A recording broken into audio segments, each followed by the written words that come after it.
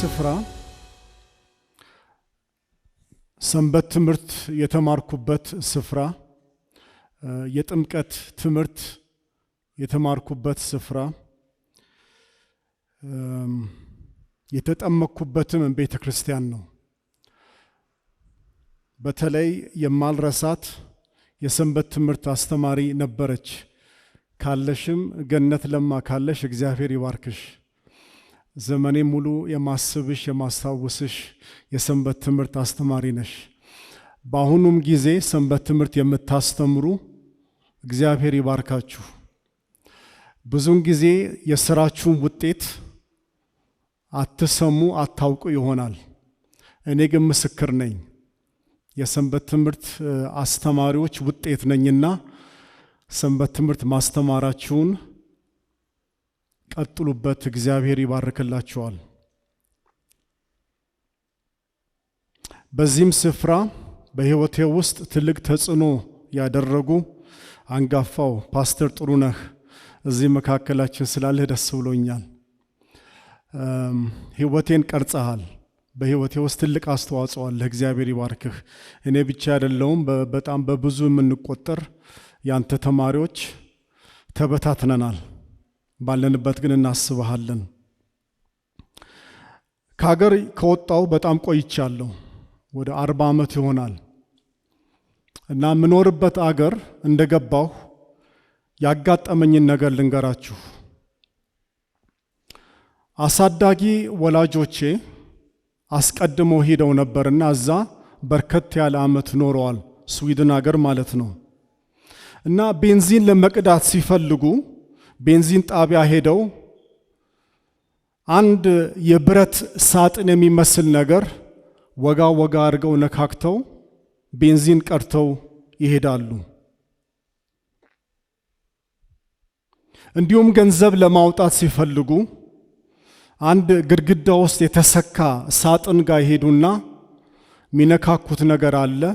ነካክተው ገንዘባቸውን ይዘው ይሄዳሉ። የሚያናገሩት ሰው የለ፣ ገንዘብ ተቀባይ የለ፣ ወረፋ የለ። እንደው ነካ ነካ አድርገው ቤንዚናቸውን ቀድተው የሚያወጡትን ገንዘብ አውጥተው ይሄዳሉ።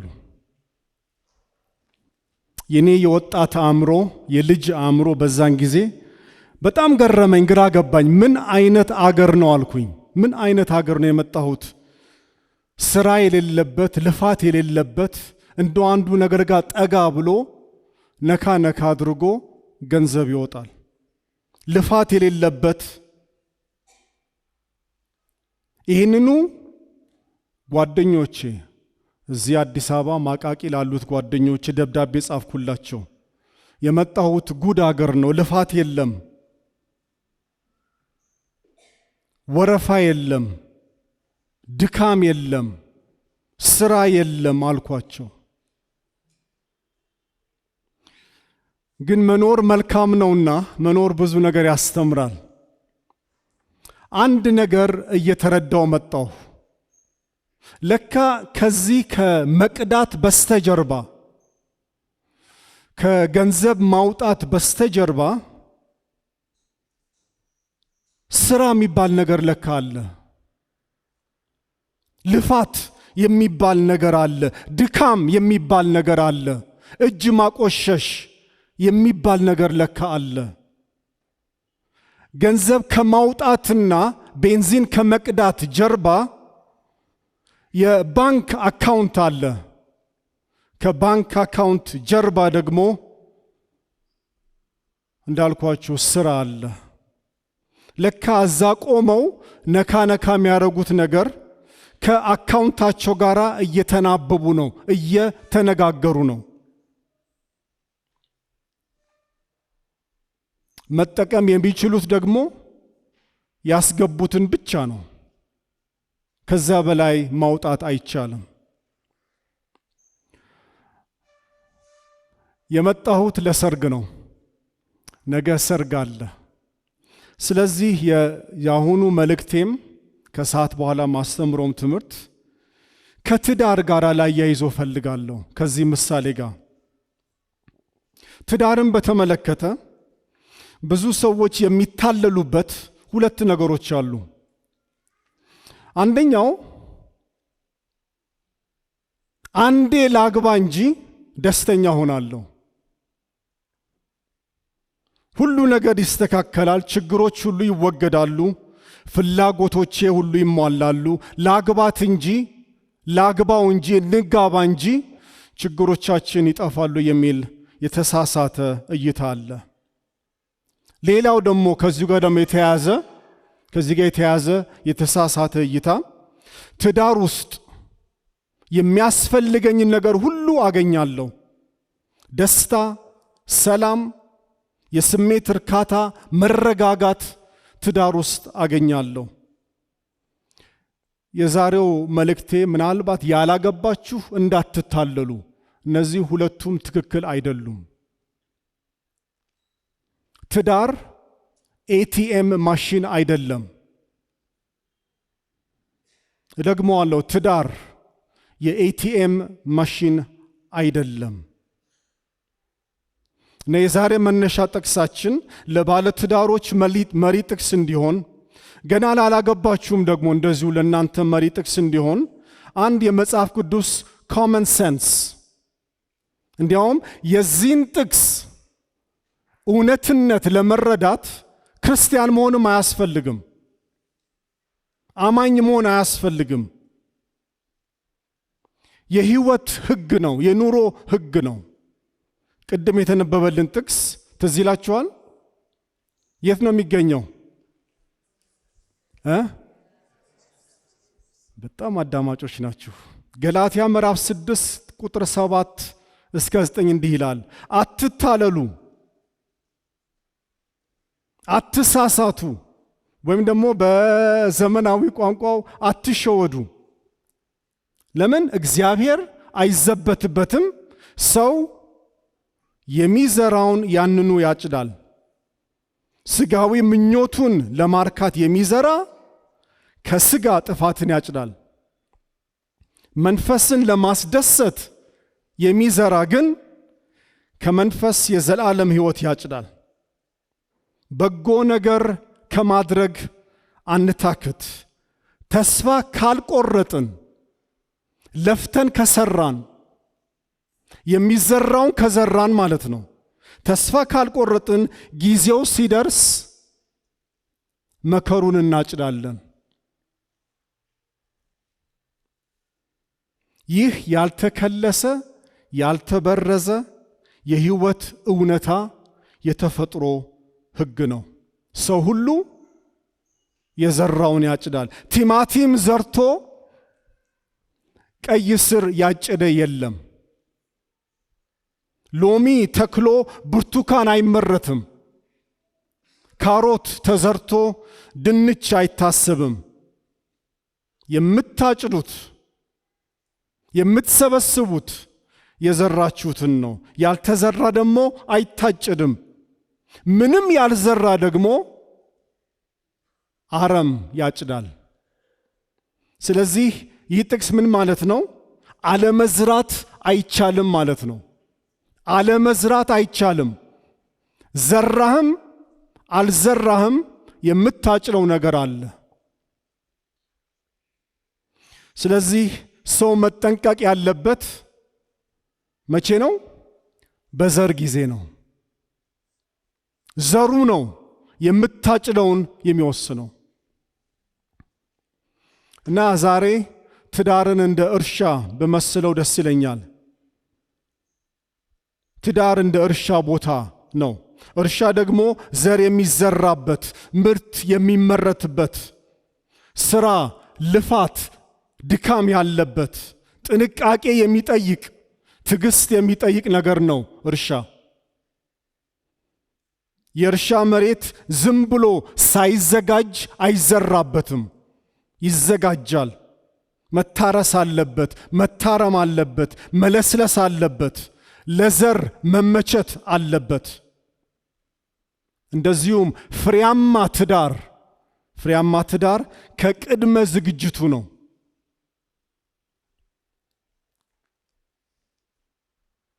የእርሻ መሬት ባለቤት መሆን እሱ ራሱ ብቻውን ባለምርት አያደርግህም። የእርሻ መሬት ባለቤት መሆን ብቻውን ባለምርት አያደርግም። ትዳርም እንደዚሁ ነው፣ ብዙ ስራ ያስፈልገዋል። ሌላው ደግሞ በጣም የምወደው ምሳሌ ትዳር እንደ ባንክ አካውንት ነው። የባንክ አካውንት መክፈት ብቻ ባለገንዘብ አያደርግም። የአካውንት መብዛት ከድህነት አያወጣንም። አካውንት በተለያየ ባንክ ብንከፍት ለውጥ አይሆነንም። ኑሮን ማሸነፍ አይቻልም። በባንክ አካውንት ብዛት ገንዘብ ማስገባት ያስፈልጋል። ገንዘብ ለማስገባት ደግሞ ለአብዛኞቻችን ስራ ያስፈልጋል፣ መስራት ያስፈልጋል፣ ልፋት ያስፈልጋል፣ ወይም በግብርና ቋንቋ መዝራት ያስፈልጋል ማለት ነው። አንዳንዶች ቅድም እንዳልኩት ትዳር በራሱ ብዙ ገንዘብ ያለው የባንክ አካውንት ነው ብለው ያስባሉ። እንደው ልግባበት እንጂ የሚያስፈልገኝ ነገር ሁሉ አገኘዋለሁ። ትዳር በራሱ ሁሉ ነገር ያለቀለት እንደሚታጨድ እርሻ ብለው ያስባሉ። እንደው ጠጋ ብሎ መቅዳት፣ ጠጋ ብሎ ማውጣት ይመስላቸዋል። እውነቱን እንነጋገር ከተባለ ትዳር ባዶ የእርሻ መሬት ነው። ትዳር ባዶ የባንክ አካውንት ነው።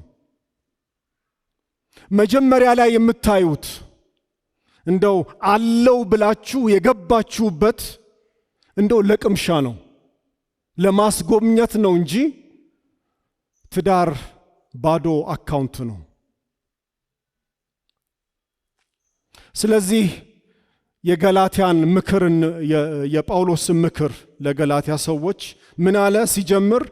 አትታለሉ፣ አትሸወዱ፣ አትሳሳቱ። ማሳሰቢያ ነው፣ ማስጠንቀቂያ ነው። እንደ ሌሎች እንዳንሞኝ፣ ማንም እንዳያስታችሁ፣ ውሸትን አትመኑ፣ ሞኞች አትሁኑ፣ እወቁበት ማለቱ ነው። ከዛ በማስከተል ደግሞ ምን አለ? እግዚአብሔር አይዘበትበትም። እግዚአብሔርን ማሞኘት አይቻልም። እግዚአብሔርን መሸወድ አይቻልም። የኑሮን ሕግ የሕይወትን ሕግ መቃወም አይቻልም ካለ በኋላ ቁጥር 7 ሰው ምን አለ? የሚዘራውን ያጭዳል።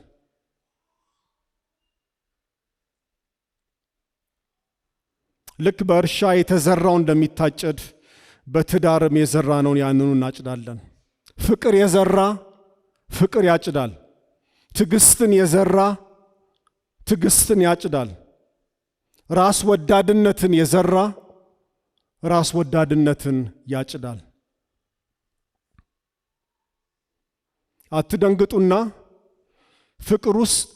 ትዳር ውስጥ ፍቅር የለም።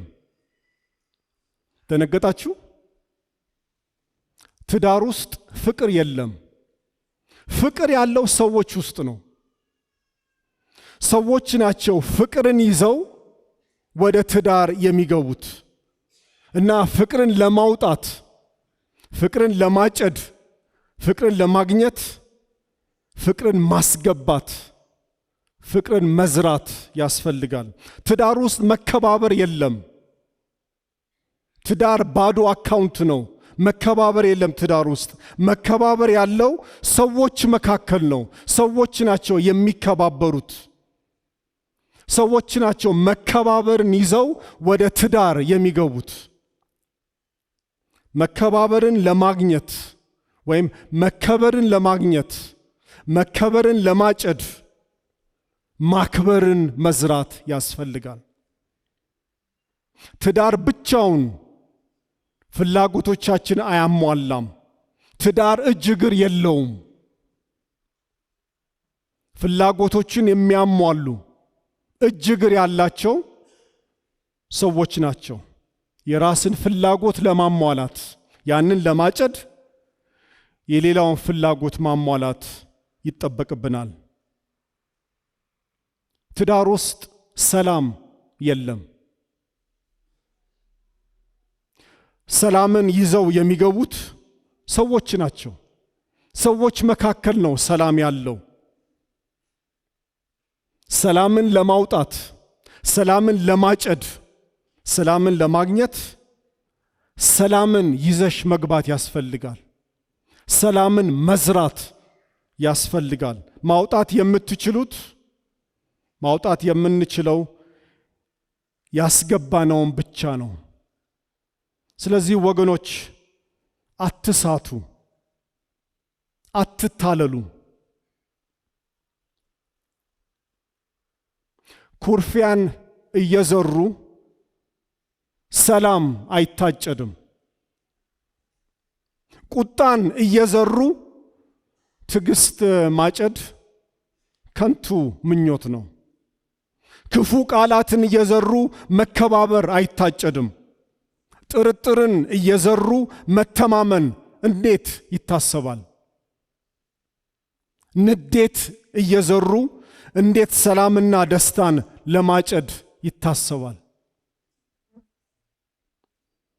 መካሰስን፣ መወነጃጀልን እየዘሩ እንዴት ቅንነት እና ግልጽነት አጭዳለሁ ብሎ ይታሰባል? አትሳቱ። ሰው ሁሉ የዘራውን ያንኑ ያጭዳል። ወደ ቁጥር 9 ስንመጣ ገላትያ ምዕራፍ 6:9 በጎ ነገር ከማድረግ አንታክት፣ ተስፋ ካልቆረጥን፣ በርትተን ከሰራን፣ ጠንክረን ከሰራን፣ በቤታችን፣ በትዳራችን፣ በኑሯችን በማስተዋል ከሰራን ጊዜው ሲደርስ መከሩን እናጭዳለን። ታማኝ ሆነው ጠንክረው የሚሰሩ ገበሬዎች፣ ጠንክረው የሚሰሩ ባለትዳሮች የማታ ማታ ያጭዳሉ፣ የልፋታቸው ዋጋ ያገኛሉ።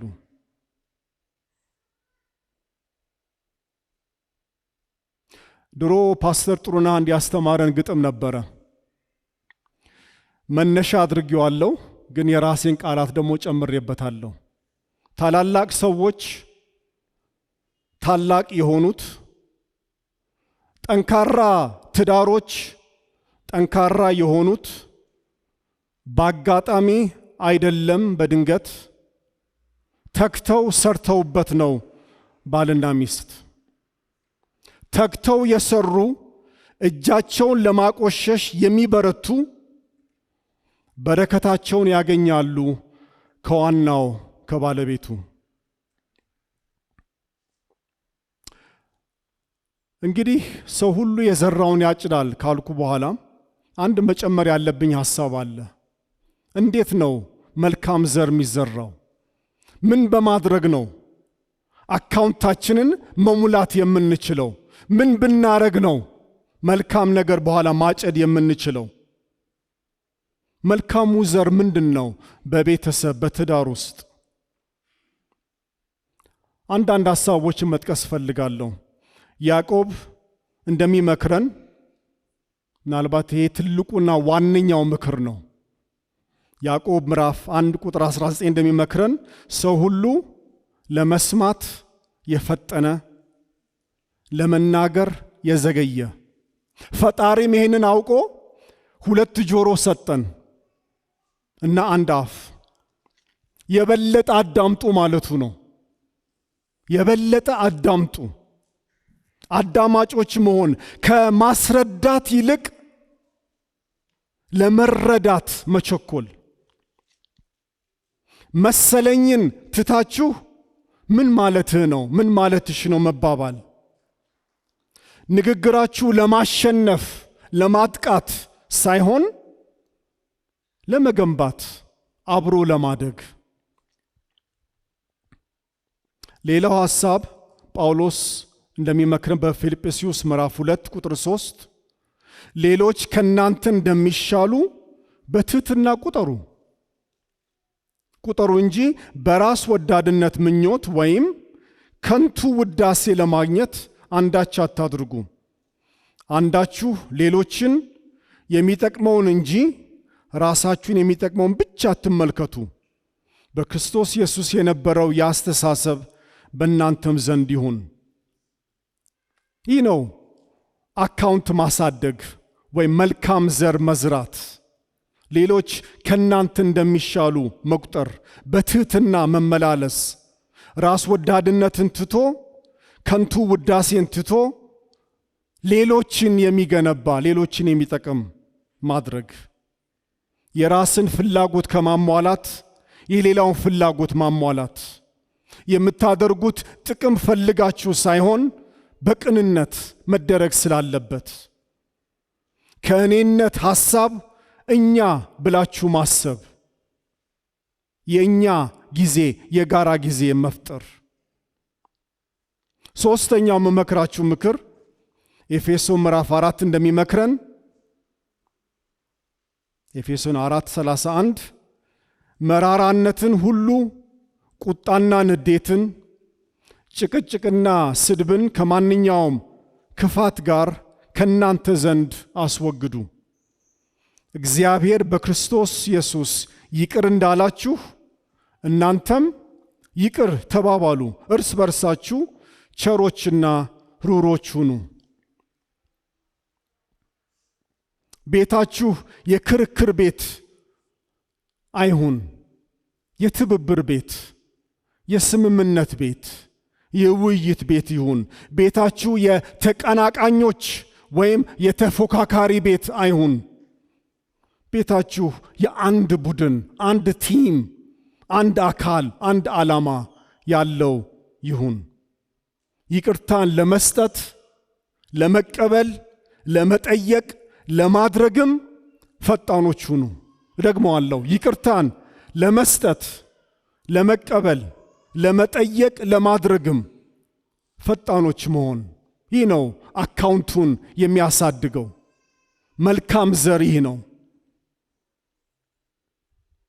ይቅር መባባል፣ ይቅር ያላችሁትን ደግሞ መርሳት፣ ደጋግሞ አለማንሳት። እነዚህ ነገሮች ናቸው አካውንትን የሚያሳድጉ። ስለዚህ ወገኖች ባሏችሁ አጋጣሚዎች መልካም ዘርን ዝሩ። መልካምነትን ዝሩ። ይቅርታን ዝሩ። ደግነትን ዝሩ። መከባበርን ዝሩ። ትዕግስትን ዝሩ። መተማመን፣ መልካም እይታን፣ ትህትናን ዝሩ። መልካም ቃላትን ዝሩ። ምክንያቱም የዘራችሁትን ታጭዳላችሁና። ሁሌ ምርጥ የሆነ ዘር ዝሩ። የተሻለውን ዝሩ። የበለጠውን ዝሩ።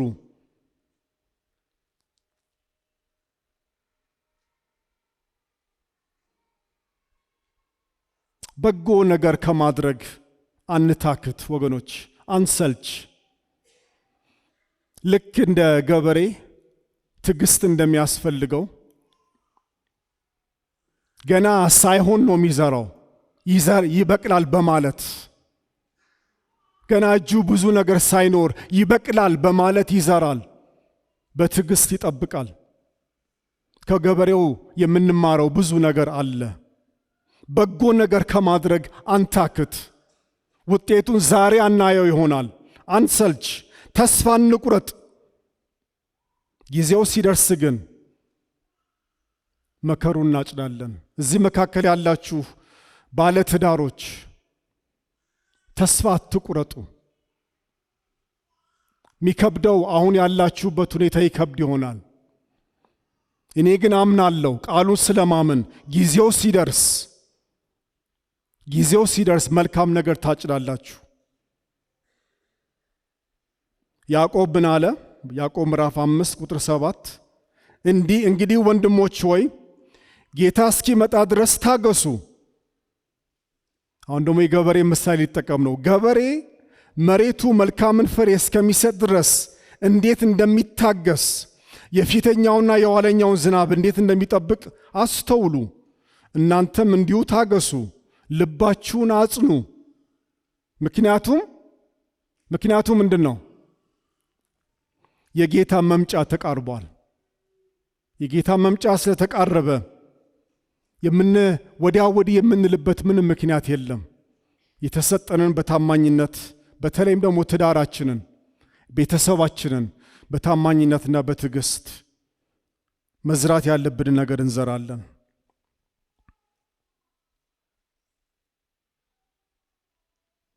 እንደ እግዚአብሔር አገልጋይ ቃሉን ተናግሬያለሁ። በልቤ ያስቀመጠውን እግዚአብሔር በልቤ ያስቀመጠውን ተናግሬያለሁ። የኔ ኃላፊነት መናገር ነው፣ ማስተላለፍ ነው። መልእክተኛ ነኝ። ይህንን ቃል ሰምቶ ደግሞ በተግባር የሚያውል ቤቱን በአለት ላይ የሰራ ብልህ ሰው ይመስላል። ዶፍ ወረደ፣ ጎርፍም ጎረፈ፣ ነፋስም ነፈሰ፣ ያን ቤት መታው፣ በአለትም ላይ ስለተመሰረተ አልወደቀም። እኔ ዛሬ የናንተ ቤት የናንተ ትዳር በአለት ላይ እንዲመሰረት እኔ ጸልያለሁ። እንዳልኳችሁ መልእክተኛ ነኝ። ግን ምናልባት እዚህ መሃል ቃሉን ሰምቻለሁ በተግባር እንዳውለው ጌታ ይርዳኝ የምትሉ ባላችሁበት ቁሙና እንጸልይላችኋለን። ቤታችንን በአለቱ ላይ እንዲገነባ እፈልጋለሁ የምትሉ ጌታ ይረዳኛል ወይ ጌታ ይርዳኝ የምትሉ ባላችሁበት ቁሙና እንጸልያለን። በቤቴ በኑሮዬ መልካም ዘር እንድዘራ ጌታ ይርዳኝ የምትሉ፣ በስጋ መዝራት በቃኝ የምትሉ፣ በመንፈስ መዝራት እፈልጋለሁ ጌታ የሚከብርበትን ዘር መዝራት እፈልጋለሁ የምትሉ ዛሬ እግዚአብሔር የእናንተን ጸሎት ይሰማል። መዝራት አቅቶኛል፣ ብዙ ነገር ተበላሽቶብኛል፣ አዲስ ጅማሬ ያስፈልገኛል የምትሉ ተነሱ፣ እንጸልይላችኋለን። አትክልተኛው አባታችን ይነካቸዋል። በኑሮዬ መልካም ዘር፣ በትዳሬ መልካም ዘር፣ በሕይወቴ መልካም ዘር መዝራት እንፈልጋለሁ የምትሉ እንጸልይላችኋለን። እኛ ቃሉን የምናምን አማኞች አንታለልም። ከዚህ በኋላ አንሞኝም፣ ማንም አያሞኘንም። ውሸትን አናምንም። እውነታው ምንድነው?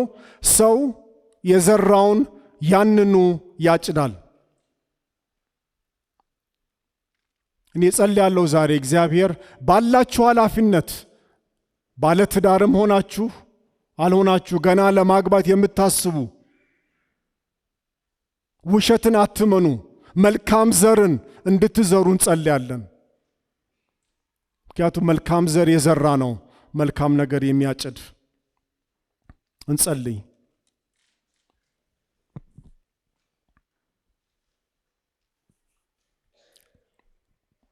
ሰማይና ምድርን በቃል የፈጠርክ እግዚአብሔር አምላካችን እግዚአብሔር አባታችን ዛሬ ስለ ላክልን ቃልን ያመሰግንሃለሁ። ሕይወቴን ስለነካው፣ እኔን ስለጠቀመኝ፣ እኔን ስለቀረጸኝ በዛሬውም ዕለት ደግሞ ጌታ ሆይ ይህንን ቃል በአንተ እርዳታ ለወገኖቼ እንዳቀርብ ስለረዳኝ እኔ ያመሰግንሃለሁ። ግን ቃሉን መስማት ብቻውን ለውጥ አያመጣምና ለውጥን እንፈልጋለን ብሎ የቆሙትን ወንድሞቼና እህቶቼን ላንተ ለታማኞቹ እጆች አሳልፌ እሰጣለሁ። መልካም ዘር መዝራት እንፈልጋለን ያሉትን ጌታ ሆይ መልካም ዘር እንዲዘሩ አበረታታቸው፣ አጠንክራቸው። ብዙ ነገር ተበላሽቶብኛል ለሚሉ ደግሞ ጌታ ሆይ አንተ ምሕረትና ቸርነትን አርግላቸው። ይቅርታህን ይቀበሉ ጌታ ሆይ በአዲስ መዝራት እንዲችሉ አቅምና ብርታት ሁናቸው። ገና ደግሞ የትዳር ሚስጥር ያላወቁ ያልገባቸው ወጣቶች እዚህ መካከል አሉ።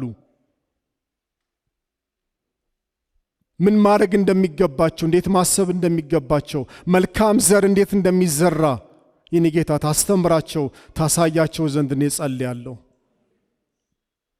በዚህ ስፍራ ያሉትን ቤተሰቦች ባለትዳሮች በሰማያዊ በረከት እንድትባርካቸው እኔ ጸልያለሁ። በቤታቸው ገብተህ እንቆቅልሻቸው እንድትፈታላቸው እኔ ጸልያለሁ። ቤታቸው አንተ የምትከብርበት፣ አንተ የምትመላለስበት፣ አንተ የምትነግስበት ቤት እንዲሆን እጸልያለሁ። ያንተ ቃል የሚነበብበት፣ ጸሎት የሚጸለይበት፣ መዝሙር የሚዘመርበት፣ ሕፃናት የሚያድጉበት፣ አንተን አውቀው የሚያድጉበት ቤት እንዲሆን በጌታ በኢየሱስ ስም እጸልያለሁ። ስለዚህችን ቤተክርስቲያን ደግሞ ጌታ ሆይ ተመስገን። ብዙዎቻችን የዚህች ቤት ፍሬዎች ነን። በአሁኑ ወቅት ያሉትን አባሎችን፣ አስተዳዳሪዎችን፣ ሽማግሌዎችን፣ ፓስተሮችን እንድትባርክ እኔ ጸልያለሁ። በጌታ በኢየሱስ ስም ጸሎታችን ስማ። አሜን።